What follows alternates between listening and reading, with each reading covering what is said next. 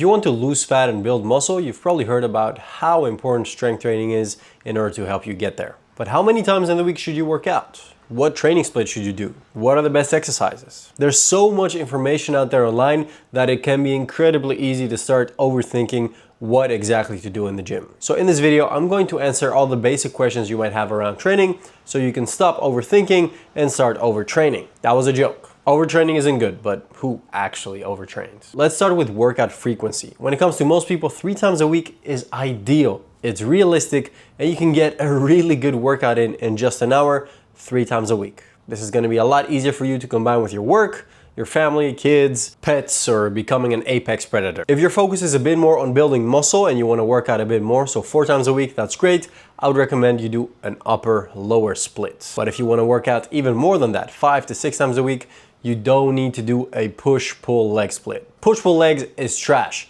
It's for bodybuilders. You can get the exact same results with an upper-lower split without having to spend so much time in the gym working on every tiny single little muscle. If you have the time to be 5 to 6 times a week in the gym, I would recommend either 3 workouts and 2 cardio days or upper-lower and 2 cardio days. But please, let's start with the push-pull legs. Next to your full body days or your upper-lower split, you could always add what I like to call a target practice day, where you can work a little bit more on your weak links, fixing mobility or strengthening balances, for example, or just focusing a bit more on the muscles you want to grow, like your arms or probably your calves. So 3 times a week, full body, 4 times a week, upper-lower. If you want, add a target practice day.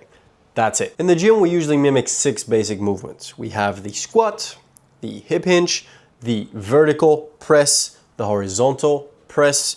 We have the vertical pull and the horizontal pull. And then you can also add lunges and carries to that. For each of these movements, we typically choose one exercise. For example, we have a split squat for the squat, a dumbbell chest press for the horizontal pull, a Romanian deadlift for the hip hinge, a chin up for a vertical pull, then a standing shoulder press for the vertical pressing, and a lunge. That's 6 exercises. That's the core of your workout. And at the end, you can always add some extra arms or core or some weak links. Now, let's say you do an upper-lower split.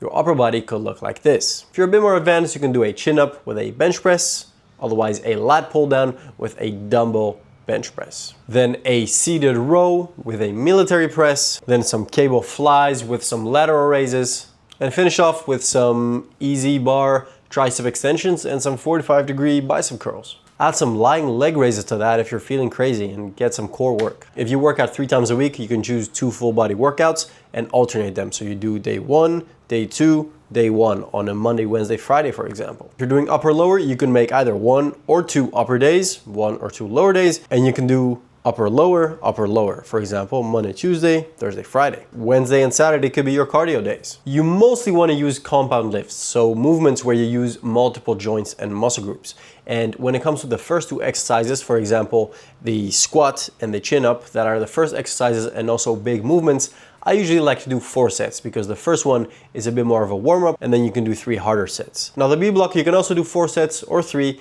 but the last part where you do maybe some arms or shoulders where you're dealing with smaller muscle groups, you can get away with doing 3 sets easy. So when it comes to sets, 3 to 4 is a good number. Especially if you're working out 3 times a week, then 3 sets is fine. If you do an upper-lower split, you do upper body twice, so 4 sets might be a bit more helpful. Somewhere between 10 to 20 sets per week is optimal for muscle growth, and that's gonna be very individual depending on where you're at right now, how much you've been doing, how many years you've been training, and how much you can actually recover, because you can only train as hard as you can recover. In the gym, you break down your muscles, and then outside of the gym is through resting, drinking enough water, and properly eating that you're able to recover them and help them rebuild and grow, maybe, hopefully, just a little bit bigger. When it comes to rest times, 90 seconds if you're doing a superset, for example, is great.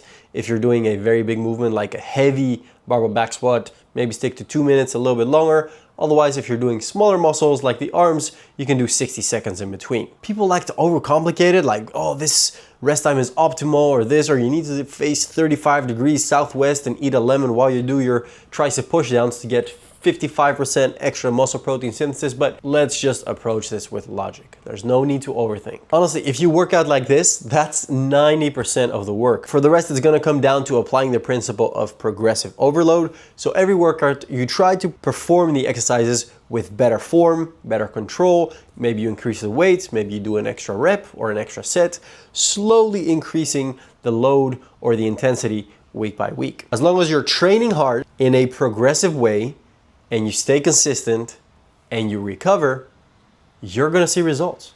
You've probably seen guys in the gym bench pressing like this, doing quarter reps, but they still look jacked because they've just been doing that for years and they still try to push themselves somehow. Now, I wouldn't recommend that because they're probably gonna get injured and it looks dumb. So make sure to train properly, but overthinking your training is what ultimately is going to cause you to stagnate and get you frustrated with your results. Now, this was a basic explanation of training, but basic is what works the best. Training is not easy, but it is pretty simple. If you have any more specific questions, feel free to send me a message on Instagram.